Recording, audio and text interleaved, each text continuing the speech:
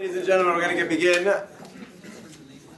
I appreciate your flexibility with the time. Tonight is our second to last class. Believe it or not, this is class number 19 of 20 that we've had learning some of the great Jewish books throughout Jewish history. Tonight we have two special treats. Number one, we have the opportunity to learn about one of the great figures of the 20th century of Avram Yitzchak Kook, who was the first chief rabbi pre-state. We can't even say of the state of Israel because he died before the state was formed, but he was the first official rabbi of the Yishuv, as we will learn about, which is a great treat in himself, a fascinating figure and personality. And number two, we have a treat because the presenter of this fascinating personality, Rabbi Fishman of Beth Tikva in Dallard, a great friend of mine, a great colleague, and with a great accent. So for sure everything he's going to say is going to sound intelligent no matter what he says, which is always a special treat. But besides for that, it's actually going to be intelligent and entertaining and engaging. So we're very, very appreciative of your taking up your time to prepare. There is some food in the back. If you'd like to get up in the middle, it's totally fine. And without any further ado, Rabbi Fishman, thank you for being here. Is there a source sheet? Yes. That I could have? Yeah. The source sheets are over here. Good evening, everybody. Oh wow, this is a real microphone. Yes. I need one of these for my home. This is great. So, welcome and good evening. I'd like to begin by asking for a watch. If I could borrow a watch. I left my watch at home, classic style. This is much nicer than mine, so thank you. I promise to give it back. I'd like to begin and open up by saying an incredible debt of gratitude to Rabbi Frumlech. I am so honored to be here this evening. Rabbi Frumlech, as well as being a dear friend, is also a beloved colleague and even mentor. Somebody who, in a very short period of time, since his arrival in Montreal, is somebody I've looked up to professionally. And to be invited here in his synagogue to give a shiur, to give a class, is something of a great honor for me, a very humbling moment indeed, as really his greatness in Torah and his greatness in Midot, in his character traits, are something that I look up to with incredible admiration. So I thank you for your blind faith, foolish trust, or whatever it might be called, to ask me to come here this evening. And I was feeling overwhelmed in September when the invitation came in to speak, because Rabbi Frumlech was presenting a year-long series of classes, and at the time he said, "Would you like to speak?" And I said, "My gosh, it's like coming up to the high holidays. Just give me something in 6 months from now when I'll be less overwhelmed." And of course, only Hashem could orchestrate knowing when I would be less overwhelmed, and we are here perfectly on this evening. So I'd like to dedicate this evening's learning to Yitzhak Meir ben Esther. His neshama should have an aliyah. And we've been given an opportunity to learn Torah this evening, looking at the personality and the Torah of Rabbi Avram Yitzchak HaKohen Kook. I have given you a cutout from the website Orot, which is a beautiful 1.5-page biography of Rav Kook. You can look at that biography for yourselves. You can either read it as I'm talking to you, or you can go home and look at it. And this is a beautiful biography. Rav Kook was born in 1865 in Latvia. It's formerly Latvia, in a suburb of Dvinsk. And he was the product of a mixed marriage. Today that might mean something quite different, but in Dvinsk in 1865, one side of the mishpacha were misnagdim, and the other side of the family were Hasidim. And not only were the other side of the family Hasidim, but they were Chabad Hasidim. So to have a Chabad Hasidim with a Misnagdish family, this was the very definition of a mixed marriage. And he is noticed, and from a very young age is seen as being a genius, a child prodigy. I'm sure you probably heard, with all of the figures that you have been learning about, that from a young age they were a child prodigy and a genius. Don't give up hope. Many great people were not prodigies as children or geniuses, and yet they went on to become great people. Notwithstanding the fact that many of these individuals were, there's still hope for us. And as a child prodigy, he was sent to study with various great rabbis of his era. And after a short period of time, he was engaged. And who does a child genius, Torah prodigy, get engaged to?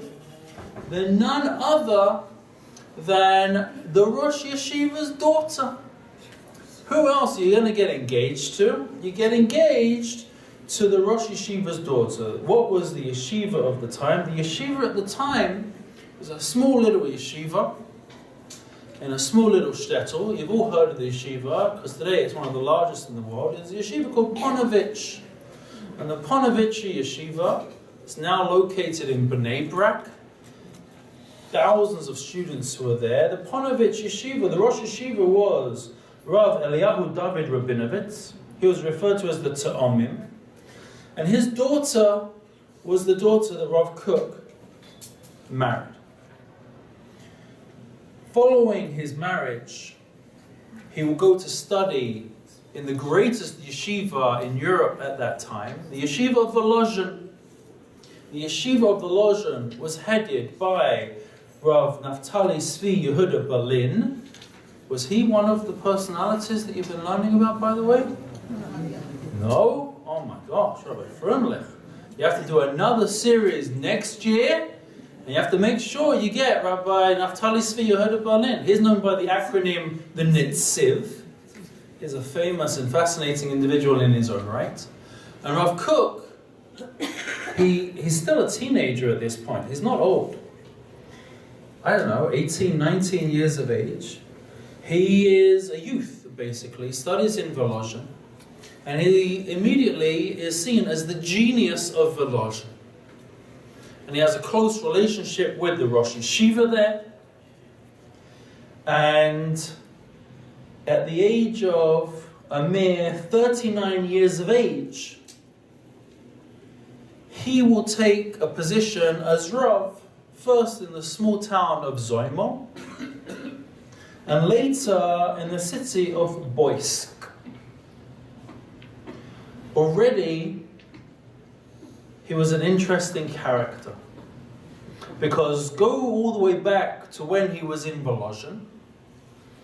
He will come home that first year, or first semester. They all lived in the dorms, or they lived with families locally.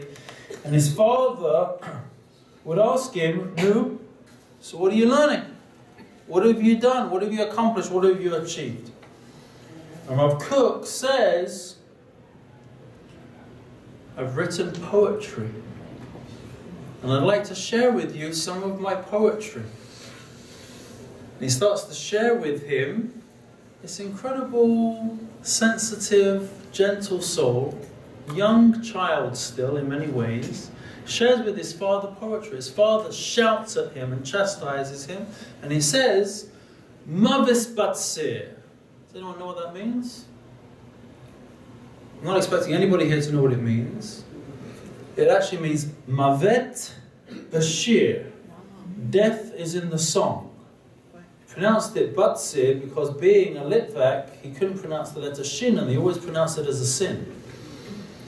And so he says death is in the song, and he disapproved of young Avramala writing poetry. And that was how he sent him back to his next semester. The next semester goes, young Avram comes back home, and his father says, "Nu, what have you been learning?" At that time it was Hanukkah. All of the students had returned home. And young Avram turns to his father and he says, I've written every single halacha from the laws of Hanukkah. And his father says, you see, that's better, much better that you should do something like that instead of wasting your time on poetry. He says, yes, but father, I took every single halacha of Hanukkah, obscure ones, mysterious ones, mystical ones, plumbing the depth of all of Torah, and I put it into a rhyming verse poem. So you see this push and pull of his creativity, his sensitivity to be able to approach Torah in a way that sees it as a song. We call Torah a song at the end of Devarim. David HaMelech calls the Torah a song. Already he sees Torah as a song. Rav Kook, while he is in Boisk, will find himself already incredibly famous as a young, up-and-coming prodigy. And we have a picture of Rav Kook as the great lover of the Jewish people. We have an image, popular image of Rav Kook as a gentle soul, certainly as a lover of the Chilonim, the secular Chalutzim, pioneers of Israel. In Boisk, there was an incident where a group of men in a summer vacation, because all of these Hasidic or Rabbis of such natures, they would always take their vacations up north. Nothing has changed. Rabbi Frohnlech, don't get upset in the winters where everybody is up north. Even Rav Kook had his community up north. And in the Minyan, there was a little steeple up north.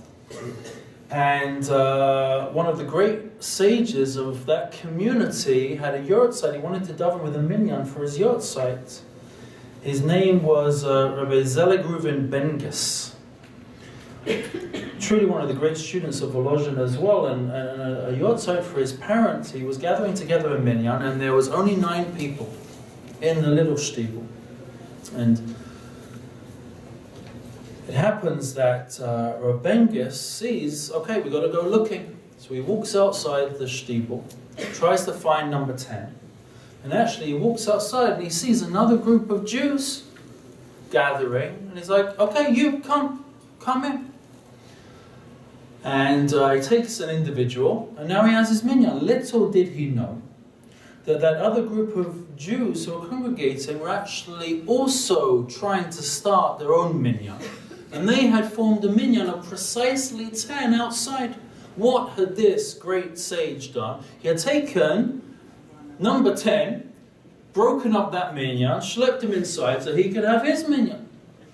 The individual that was outside, that was about to daven, was so infuriated and so insulted with this, he storms in.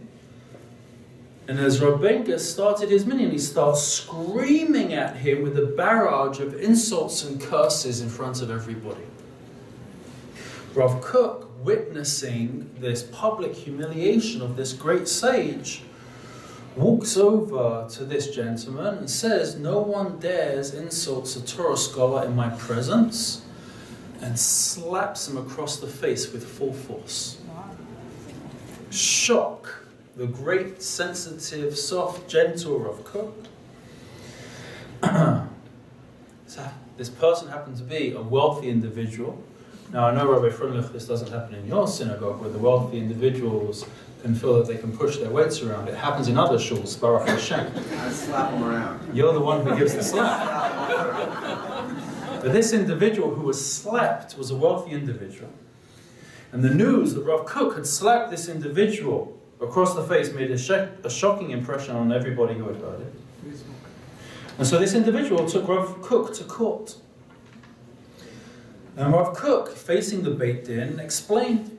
He said, look, concerning my own honor, I'm permitted to forgive and forget. In fact, I'm obligated to humble myself and be forbearing, as we say at the end of the Amidah.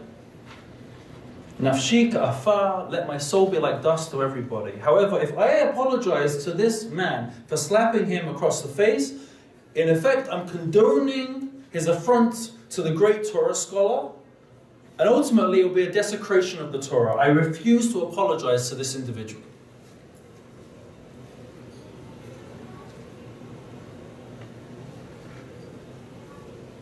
The court case finished. A few moments later, Rav Kook went home. He hears a knock at the door. It's the rich individual in the community. For some strange, unbeknownst reason, the person is apologetically saying sorry to Rav Kook for having taken him to a Beit Din, and the incident came to an end, at least for the time being. Fast forward many years later, Rav Kook is in America, on a fundraising mission. A gentleman approaches him and he says, I want you to know I am the individual back from Boysk that you slapped across the face. He pulls out a precious solid gold watch and says, in honor for the slap that you gave me, I give you the gift of this gold watch. You see, that whole incident brought me nothing but shame and disgrace. And I was so humiliated, I was driven out of the town. Once I already left Boysk, I came to the Golden Medina, I came to America. And since I've come to America, I have known nothing but success. Everything I touch turns to gold. I never would have made the millions upon millions that I did had it not been for your slap. I beg you, in honor of your thanks, please accept this watch. Rav Kook refused to accept the watch.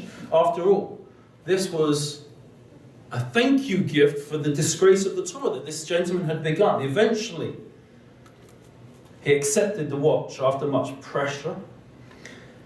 And amazingly, years later, there was a knock at the door in Yerushalayim. An elderly man enters with a heart-rending story. There's a gravely ill relative, and the old man requires a large sum of money so as to transfer his relative from the home that he is in to a hospital. Rav Kook searches all around, finds no money except for small change, sees the gold watch, and he says, use this gold watch as a pledge. You'll be able to loan it, pawn the watch, you'll be able to get a lot of money. And with God's help, I'll try and redeem the watch from the money lender later. The old man hurries off, hands it to a pawnbroker who gives him a lot of money for the watch. He, the pawnbroker, immediately recognizes it as Rav Kook's golden watch, and without delay gives the loan, and the following day hands the watch back to Rav Kook. This story is passed down to us by the pawnbroker himself, who gives this story to us.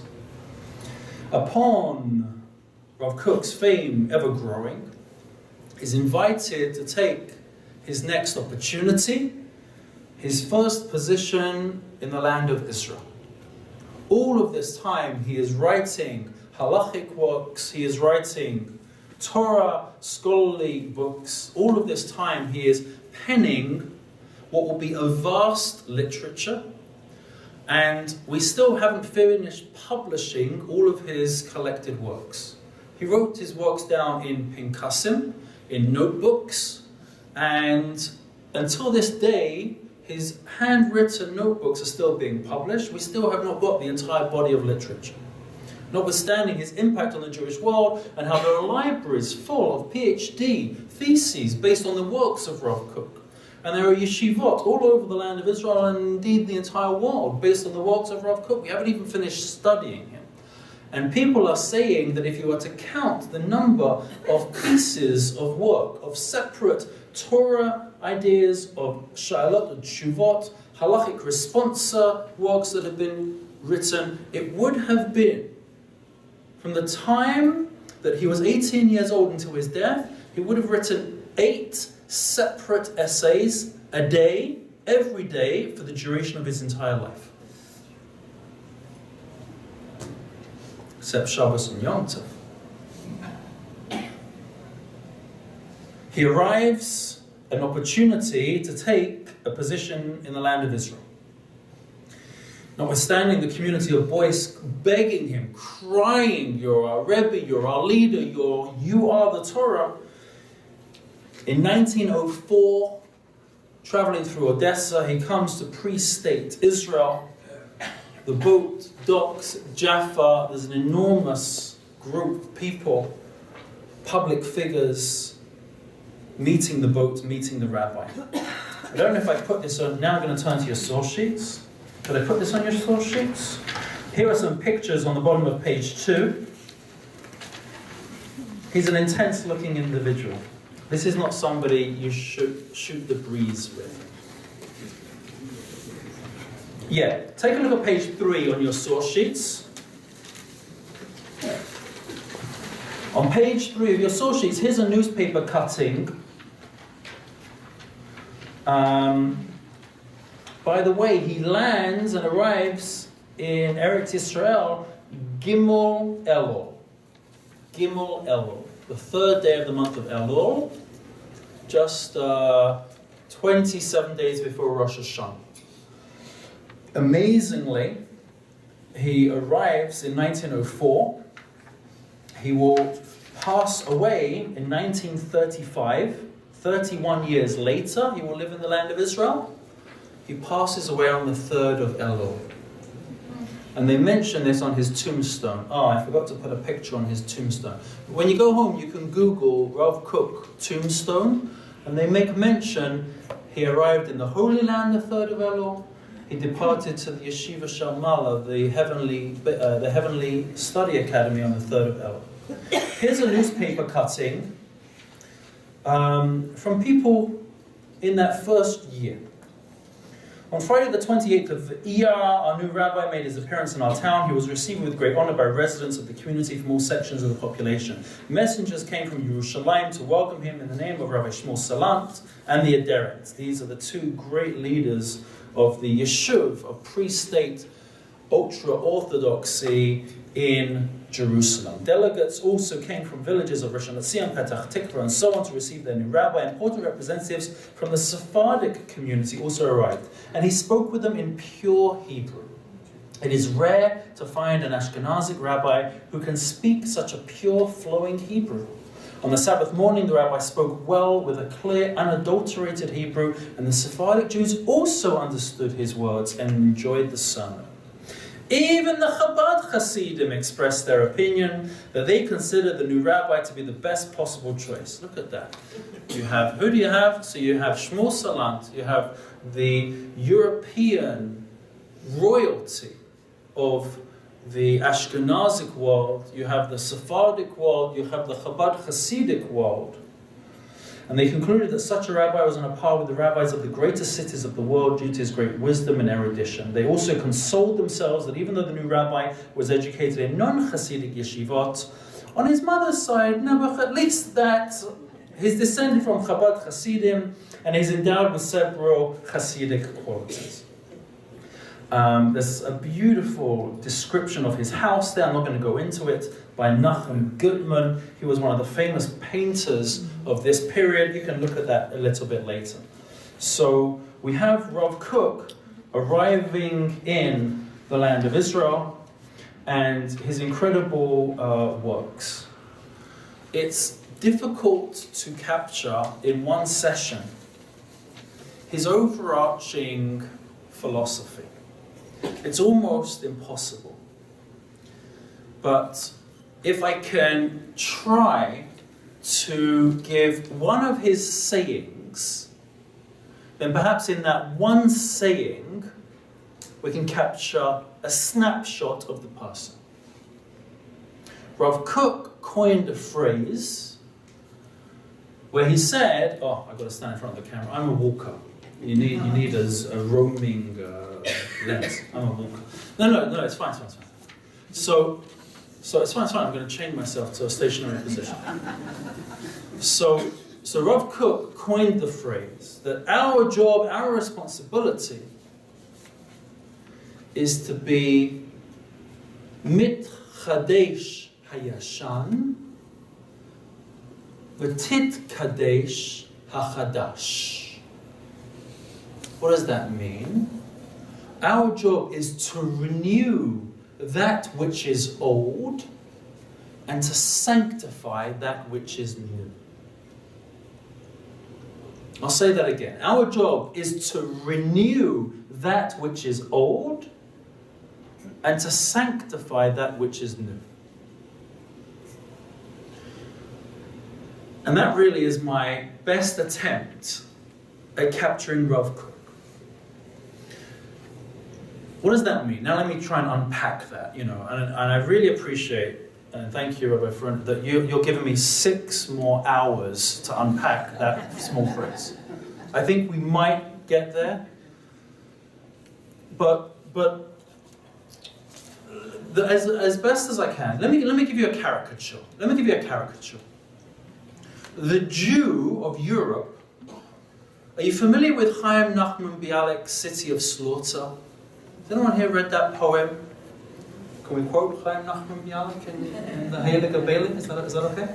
So, okay, now this is your second piece of homework. Remember, homework number 1, look up a picture of his grave. It's fascinating. And homework number 2, Bialik wrote a poem after the 1906 Kishinev pogrom, where 46 Jews were murdered. Kishinev pogrom, right? You're familiar with? So Bialik wrote a terrible, awful poem. It's horrible. Where he blames the Jews for their own murder. It's an awful thing to write. I got goosebumps just saying those words. And in this poem called The City of Slaughter, he says, how could it be that they let themselves willingly be killed? These were the descendants of the Maccabees. But now look what they have become. It's a horrible, horrible thing. It's a really tough poem to read. What was Bialik's point? Bialik was saying that once upon a time, to be a Jew was to be a Maccabee. To be a Jew was to be a son of Zion, was to be a person connected to the land of... The whole thing was a Zionist critique of the old Jew. And it was to be the Shvatim, entering into the land of Israel under Yahushua's leadership, to conquer Yericho, to conquer Ai, to be able to be strong, to be the Maccabees, who fight against the might of the Greeks and win. And the story of Hanukkah. And what has the Jew become? The Jew has become that caricature of old, with a very long white beard, thin, scrawny, weak, poring over a volume of Talmud, davening for Mashiach to come. And that was, by and large, the caricature that Zionism had created of the old Jew of Europe. Yeah. And then you've got secular Zionism that brings... So that's Bialik's caricature. Let's go to the Zionist caricature, because they also are at the opposite end of this horseshoe. They also weren't connecting to the truth, but they were in an exaggerated way at the opposite end. I don't know if you look at from the second and third Aliyah, the incredible pictures, and I'm forgetting the word, I'm blanking it, excuse me, when a person has a political agenda and they put imagery that is misleading because it tries to be propaganda. Thank you. So if you look at Zionist propaganda from the 20s and 30s, it's amazing. It's these beautiful young boys and beautiful young girls with blonde hair, and they've got short shorts, and they're working the land of Israel. And they've got a big Star of David on there, and they've got a shovel or a hoe or some type of weeding implement over their shoulder. You familiar with these images? It's the new Jew. It's the kibbutz. It's the land of Israel. It's agriculture. It's strong, and they're muscular, like exaggeratedly muscular. And the girls too. It's an amazing image, the new Jew. So we have the old Jew, caricature, as made famous by Bialik. We've got the new Jew as caricature. And Rav Kook is at the nexus of this. That those who are building the land have thrown off their Judaism. And yet, this is the fulfillment of what we have been praying for since the Churban Beit HaMikdash, since the temple was destroyed. Not only did we say it in our prayers, but we were assured of it in our prophecies, that there will yet come a time when young boys and girls will sing in the streets of Jerusalem. And you will hear, Kol Sason, Kol Simcha, Kol Chatan, Kol Kala. And here it was. But it was treif. And I say that word on purpose because it was on purpose treif. Because you had this push by the new young Zionist community to throw Judaism away.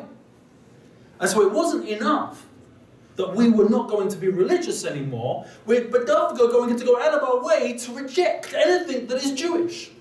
So in these new kibbutzim, the greatest party of the year was when? Yom Kippur.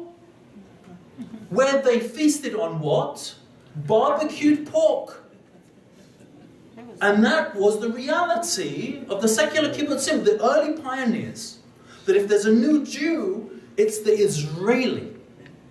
Forget the word Jew. We don't even want to be that.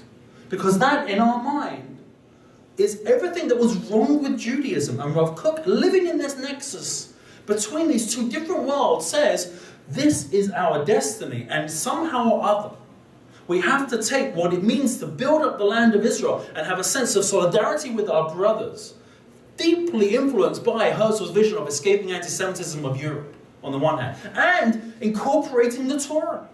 This is our essence. How can we bridge this gap? The ultra-Orthodox community said, you don't bridge it, you build walls. And to hell with them, and let them go to hell, because they deserve it. Look who they are, look what they are doing. And the secular community said, you'll be gone in a generation or two. You are the old world, so a small shereta pleta, recollection of a few who have survived are now here. And Rav Kook said, we've got to be able to take what was old and make it new again. How can we take the Torah and make it palatable, make it speak the modern language, make it something which an individual in such a kibbutz could realize that this is my identity, this is me, this is who we are.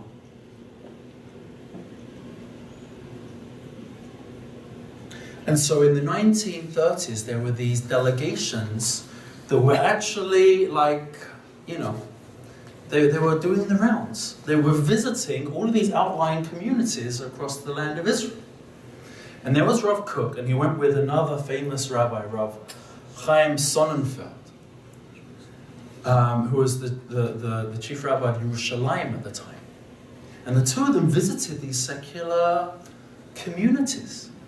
And Rav Sonnenfeld came back and he said, they're lost. Forget it. It's like we don't speak the same language. We don't breathe the same air. And Rav Kook said, they're hungry. We just have to give them what they want. And there's this beautiful story where on one of the evenings on a yeshuv, all of the residents were dancing. Because they would work hard in the day and then they would party hard at night. And so they would have, those classic Hava Nagila circles where everybody was, and Rav Kook is visiting one of these communities. And everybody in those days, this is a fascinating tangential point, everyone used to wear a kafir. You know what is today associated visually with the Arab image of the kafir headdress? So in the 30s, that's the only thing Zionists would wear. That was their mark of pride. How that has now morphed is a fascinating, but that's another. Okay. So they would all wear these kafirs in these Bedouin dress. And they danced. And there's a great story of Rav Kook coming into one of these communities in his long bekesha, strimal, beard, looking like a Hasidic Rabbi does. And he goes to one of the Bedouin and he says, swap clothes with me. Swap clothes with this Bedouin's thinking this guy's nuts. He's like, take off your clothes, I'll take off my, we'll swap. And he's like, all right. And suddenly in the middle of this circle, there's this additional person that's joined in. And didn't, not timidly, around the outside. he's in the center and he's getting everybody, and they're dancing and they're dancing and they're dancing, and they're looking and they're like, it's Rav Kook. It's Rav Kook. What are you doing here? What are you doing here? Did I put this on your? I think no. I've got a cheat sheet for myself. Where is it? I think I put this in. I didn't put it in. Oh, here we go. So I got a. So what does this say?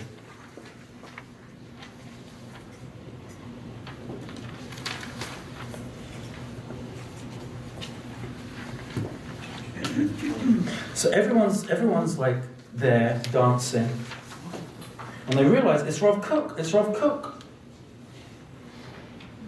And they said, "What are you doing? What are you doing? You're dressed like us."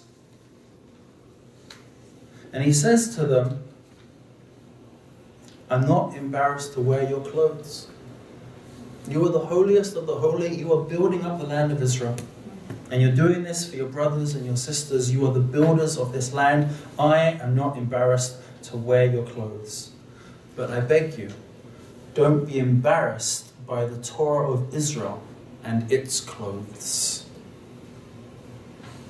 You are able to follow the Torah and to follow the mitzvot and realize that I am one of you and you are one of me. We are the same. And these clothes anyway are just external manifestations.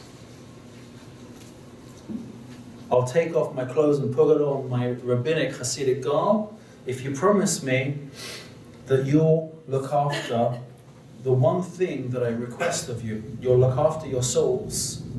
You'll look after that Jewish spark." And everybody on the yeshiva screams, "We promise, we promise." This was the individual who was able to see these Jewish people and to say, what we have that is old, we can make it new again. And that which is new, we can make it holy. We can make it holy. And another expression of this, amazingly comes from the world of art.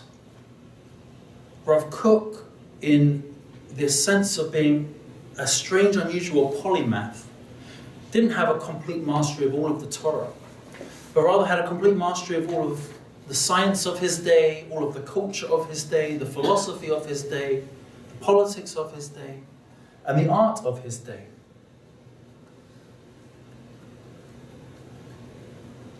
In 1916, he was fundraising for the land of Israel.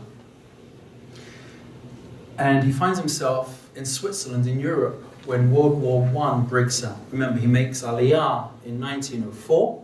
1916, World War I breaks out, which he sees in cataclysmic categories. This is Biat HaMashiach. This is the coming of the Messiah. And eventually he finds himself in London for 3 years during World War I. He's offered a job at the Machziki Adas shul in Hendon, which even today is a really frum shul. And he accepts the position on one condition, that after the war finishes, he'll be allowed to go back to Eretz Yisrael. So what do you do when you're stranded in London?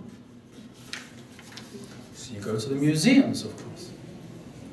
Of course, he's speaking with political leaders, he's teaching Torah. He's able to play a significant role in Arthur Balfour's declaration.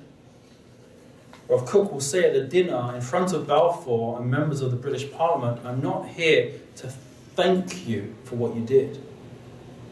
I'm here to let you realize that you had the merit of acknowledging the truth." It wasn't that Britain gave Israel to the Jews. This is our home. This is our land. But Britain had the merit to be the one that acknowledged this truth to everybody else.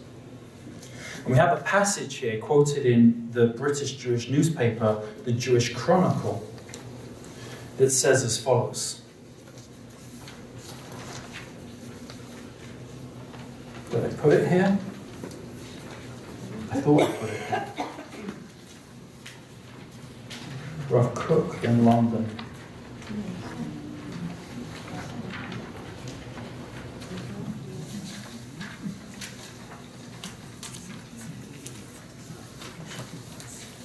I don't see it. But we have an amazing... Oh, here we go. Okay, my notes are horribly out of order.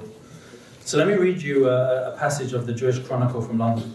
When I lived in London, this is an interview in 1935. When I lived in London, I would visit the National Gallery, and the paintings that I loved the most were those of Rembrandt. I mean, it just doesn't sound like the greatest rabbi in the world, right?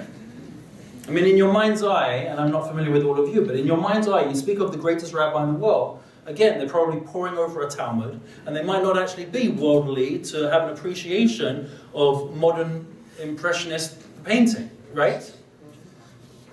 In my opinion, Rembrandt is the best. So it tells you already he's gone through all of the other classics. So I lost my place. In my opinion, Rembrandt was a saint. Could you imagine? Rembrandt was non-Jewish. Could you imagine? The leading rabbi, Rembrandt was a tzaddik. When I first saw Rembrandt's paintings, they reminded me of the rabbinic statement about the creation of light. When God created light, it was so strong and luminescent that it was possible to see from one end of the world to the other. And God feared that the wicked would make use of it. So what did he do? The Midrash teaches that he secreted it for the righteous in the world to come. But from time to time, this is now Rav Kook's take on that Midrash, but from time to time, there are great men who God blesses with a vision of the hidden light. I believe Rembrandt was one of them. And the light of his paintings is the light which God created on the first day of creation. Fascinating. Fascinating.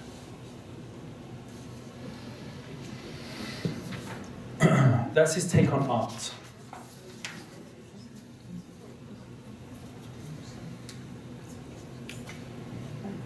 What Rav Kook wanted to achieve, going back to where we began this circle, to try and close the circle, was the synthesis of the old and the new. And he felt that physical exercise was very important. Improving the quality of one's body was very important. Could you imagine like a rabbi promoting a gym today? It would be anathema. He felt that the School of Art was very important. Rav Kook is invited and speaks at the opening address of the first ever university and School of Art in Israel, named so beautifully for the great artist in the Torah. What's the name of the artist in the Torah? Bezalel. And today, the Bezalel School of Art. Rav Kook will give an inaugural address. And he, in a sense, wanted to move away. You know, there's a joke, we're amongst friends. How widely is this recording going to be? If I was in my class, this is where I'd pause the tape. But we're among friends. You know, there's this, I might get in trouble for this. You know, there's this, it's almost like an awkward joke that if you need some handiwork done in the home, a Jewish man is the last person you ever want doing it. You know, if there's like trouble with your car, or the shelves have fallen down, you want to be you want to get a member of an ethnic minority of a different community to come in because those are the builders, those are the people that are good with their hands. It's almost as if you're going to get a Jewish guy to fix the broken shelves? You're crazy. What does he know about home repair? So that's actually, Rav Kook would say, a perversion of what we're called upon to be. And the reason that has slipped into our consciousness is because we've been so far removed from the life of the physical. And the life of the physical was where? In the land of Israel. Because in the land of Israel, that's where you plowed, and that's where you sowed, and that's where you reaped, and that's where you built, and that's where you paved roads, and that's where you built buildings. And it was done by Jews. And that was the basis of our civilization in our own land, built with our own hands. And that is the pristine, optimum perspective of what a Jew is. It's a person that's integrated fully with the entirety of this life. If you go through the 6 orders of the Mishnah, you will notice that Zera'im, agriculture, in terms of the land of Israel, the first order of the Mishnah opens with agriculture. We need to be deeply rooted into the land. with building, with sweating, blood and tears. And because of our exile, of a 2,000-year exile, it has led to a refocusing of the mind of the Spirit in the greatness of what has been the Jewish people focused on the Torah, and an explosion of the codes and the commentaries and philosophy and poetry and everything that is an exposition of Torah, and it has reduced us to almost an echo or a shadow, physically, spiritually, of who we are called upon to be. And so now we have an opportunity to become the new Jew, not abandoning the Torah, but taking it with us, and a Jew who is fully engaged and integrated in the complete panoply of the fullness of this world. In economics, in sciences, in agriculture, in building, in getting one's hands dirty, and in everything else in between. And this is Rav Kook's vision, and this is Rav Kook's focus. And it's for this reason that the greatest, most widely studied of his works are actually focused on the works of Teshuvah. Now we repentance, Teshuvah, we translate Teshuvah incredibly narrowly. What's Teshuvah? You know, I spoke Lashon Hara, I need to do Teshuvah. I gossiped, I need to do Or I forgot to say an after bracha, I need to do Teshuvah. I can't think of any other examples for your community of Tzaddikim you know. But in those other communities, you can imagine those other communities, right? What they need to do Teshuvah for. So, but that's a very narrow Teshuvah. Rav Kook says Teshuvah, yes, it's repenting from sin, but it's so much more. It's to be able to say, who was I born to be? And how have I gone so far away from the calling that was my destiny? And can I live up to what I was always supposed to claim as my birthright? In this broad, wide approach to Teshuvah, it stops even becoming an individual's Teshuvah, but rather it becomes a national collective Teshuvah. The whole Jewish people needs to do Teshuvah. And not only spiritually, but physically. And it starts with physical Teshuvah. Literally coming back home. And when we come back home physically, let's come back home spiritually to who we are called upon to be. In the broadest sense possible. Do I have here Teshuvah? Did I put... Oh my gosh. I'm so sorry. I didn't give you the juicy best parts of this. Oh no, I have it. So take a look, page 4, the top box.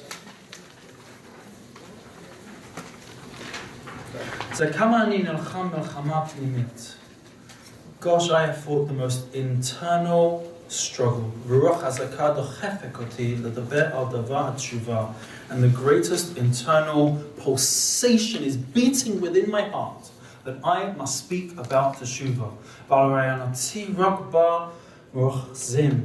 And all of its great ideas, and how they are all centered upon this central idea.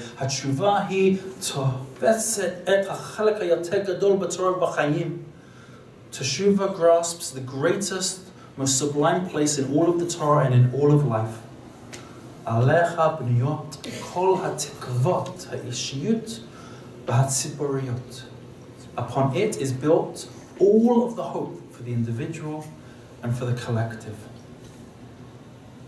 He will talk about Teshuvah in a fantastic way. That this is the key to our hopes of becoming who we are supposed to be as a nation once again. And finally, I want to talk about Rav Kook from the perspective of that young boy that was writing poetry when his father didn't appreciate it. Rav Kook is the poet all throughout his life. Rav Kook will be able to see beyond the narrow, beyond the particular, and always have an expansive, broadening vision of what could be. almost the prophet that showed us the vistas of possibility. And this is summed up so beautifully in a very famous poem. Again, these were not poems. It wasn't like I've got a book. He would just write, just keep writing. It was like a stream of consciousness that his pen would spit out. It was his son that would start to arrange all of these notebooks and say, okay, let's cut and paste this, that's one book. Let's cut and paste this, that's another book. And so it was like a stream of consciousness. So take a look at the bottom of page 4, called The Fourfold Song. It's a very appropriate expression of why Rav Kook is hard to read, even if you're a native Israeli, because of his free-flowing sentences and not being sure where the adjective at the very end of the sentence, which verb it refers back to, like 3 sentences earlier. And it's, again, this stream of consciousness. But take a look in the English. And obviously, I think he's describing himself. There is a person who sings the song of his soul. He finds everything. His complete satisfaction, his complete spiritual satisfaction within his soul. Now let's stop there. I want to tell you something. If that was me, Dayenu, I'd be very happy. I don't know how many people go through life singing the spiritual song of their soul. You've got to be special indeed. I mean, let's just think about it. Most of us go through life with our sorrows, with a little pekala of troubles that are worrying us. And on a good day, we'll see things with a mean eye and somewhat negatively.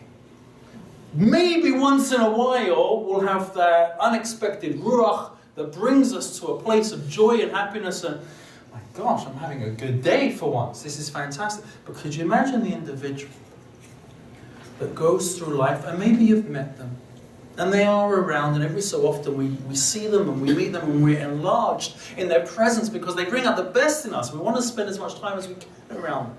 But the person that sings the song of his soul, because of the complete spiritual satisfaction they have. Oh, halavai. This is the lowest level there is. Let's see number 2. There is a person who sings the song of the nation. It's not enough to be selfish and personal. He steps forward from his private soul, which he finds narrow and uncivilized. He yearns for the heights. He clings with a sensitive love to the entirety of the Jewish nation and sings its song. He shares in its pains, is joyful in its hopes, speaks with exalted and pure thoughts regarding its past and its future, investigates its inner spiritual nature with love and a wise heart. Wow. I've met people like this, by the way. You speak to them, you say, what are you thinking about? How do you feel? And all they care about is Am Yisrael, the Jewish people, the glory of the Jewish people. They're inspirational individuals. But there's a higher level yet. There is a person whose soul is so broad that it expands beyond the border of Israel. It sings the songs of humanity. This soul constantly grows broader with the exalted totality of humanity and its glorious image. He yearns for humanity's general enlightenment. He looks forward to its supernal perfection. From this source of life, he draws all of his thoughts and insights, his ideals and visions. And then there is a person who rises even higher until he unites with all existence, with all creatures, and with all worlds. And with all of them he sings. This is the person who, engaged in the chapter of song every day, is assured that he is a child of the world to come. On the page. And then, there's more, in case you weren't feeling depressed enough. When was the last time you were singing with rocks and trees and flowers? And then there is a person who rises with all of these songs together in one ensemble, so that they all give forth their voices, they all sing their songs sweetly. Each supplies its fellow with fullness and life, the voice of happiness and joy, the voice of rejoicing and tunefulness, the voice of merriment and the voice of holiness. The song of the soul, the song of the nation, the song of humanity, the song of the world. They all mix together with this person at every moment and at all times. And this simplicity in its fullness rises to become a song of holiness, the song of God, the song that is simple doubled, tripled, quadrupled the Song of Songs, the songs of Solomon, of the king who was characterized by completeness and peace. Whoa. And with that, I will leave the last word to Rav Kook. It's very difficult to add anything else to this. This is an individual who defies definition. We've only scratched the surface, and I left out the most important parts, but we simply don't have time. We left out his yeshiva, we left out his curriculum of study, we left out his legacy of the land of Israel and his chief rabbiship, we left out the rabbinut, we left out the Hetz and Mehira, we left out his son's legacy of Zionism, we left out his son's legacy post the Six-Day War. This is a world that I've only given you the tip of the iceberg, but to paraphrase Hillel, now we have to go and learn. Thank you very much, everybody. Okay, thank you. As promised, engaging and filled with information. Thank you very much. A yeoman's task to try to get over Rav Kook in. The one thing I just want to conclude, someone once asked Rav Kook how he visualizes the world, and he said everything is rising. Everything is simply rising in sanctity, in Kedusha. Everything altogether is becoming more unified. Truly a great presentation. Just by the way, two things. Next week is our final course. Our course was dedicated in memory of Dr. Mark Wainberg, Zichrona Livracha. Next week is our last and final course. I'll be teaching Rav Yosef Dov Soloveitchik of Yeshiva University. I happened to have noted as I was looking at the cover picture, so Rav Soloveitchik is the top picture on the top left. That's Rav Yosef Dov Soloveitchik, the Rav. Right next to him, to the right, that is a picture of the Chafetz Chaim. We learned about the Chafetz Chaim last week, and I mentioned all the pictures we have of him are false. They're not real pictures. They're artists. They're pictures. This is the only real picture that we have. We discovered it just a few years ago in an archive. This is a still of a 3-second video clip we have of the Chafetz Chaim entering into a major meeting. And that is the actual picture we have of the Chafetz Chaim, of who we spoke about last week. And there are a number of pictures of Rav Kook. As we moved into the 20th century, we now have pictures of some of these great leaders. So next week, the schedule is as follows. Next Monday night, final class. Next Shabbos, a week from this Shabbos, is going to be our big Siyum celebration for having completed this course of 20 weeks. We are bringing in a special scholar resident, Rav Gedalia Berger of Stern College, part of Yeshiva University, the Women's Division, and he will be delivering a lecture on Shabbos afternoon, an hour before Mincha, next week, in memory of Mark Wainberg and his yahrzeit, and in memory of our course. And then we'll have a special Shalosh Shudas presentation. Everybody's invited to the entire community. Zev, Mark's son, will be in town and will be presenting a few words about his father, Mark. And I will be speaking, and that will be our completion of our entire course. So that's April 6th. Next Monday night, the Rav. And then next Shabbos, the 13th, our big Siyum celebration in memory of Mark. Thank you all for participating tonight. Marav right now, 9 o'clock in the chapel. Thank you all for being here, and see you next week. Wonderful. Awesome. Go ahead.